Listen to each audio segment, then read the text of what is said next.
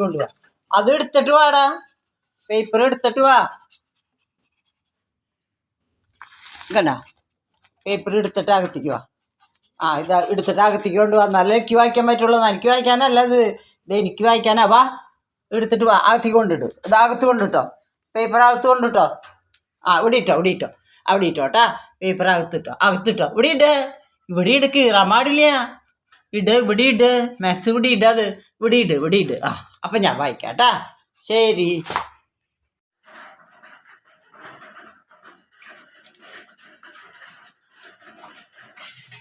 ഇന്ന് നാളികേരപ്പാലിലാണ് ഞാൻ കുറച്ച് റവ കൊടുക്കുന്നത്.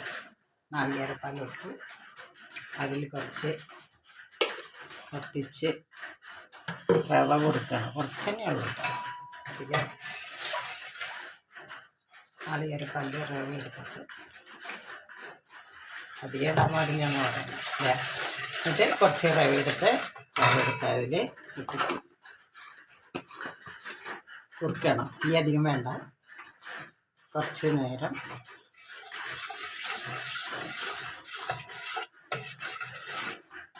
നാളികേരപ്പാലിൽ റവ എടുത്തിട്ട് കുറുക്കുക.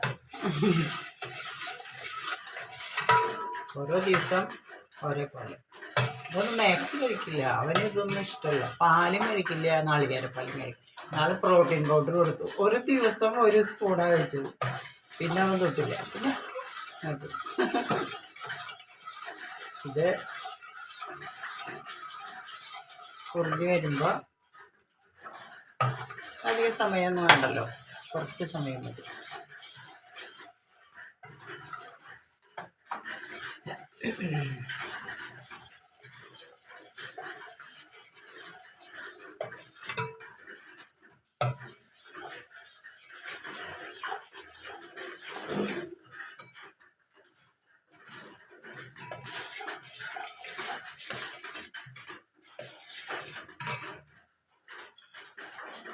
കുറച്ച് ചുവന്നുള്ളി, കുറച്ച് ജീരകം, ഒരു നുള്ള ഉപ്പ്.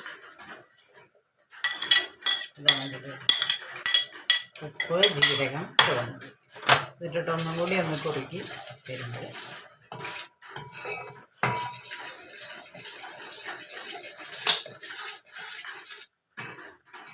അതൊരു ബൗളിലേക്ക് എടുക്കുക. ലിമ കളിക്കാൻ പോവാണ്. അത് മരുന്ന് കളിച്ചേ. അത് മരുന്ന് കളിച്ചോ. ട്രെഡ്മില്ലുമ്മ കളിക്കില്ലേ നീ? അത് കളിച്ചേ. ഇത് മരുന്ന് കളിച്ചേ. കുറച്ച് നേരം ഇത് മരുന്ന് കളിച്ചേ. അതന്നെ ട്രെഡ്മില്ല് മരുന്ന് കളിക്കുമ്പോ എന്താണ്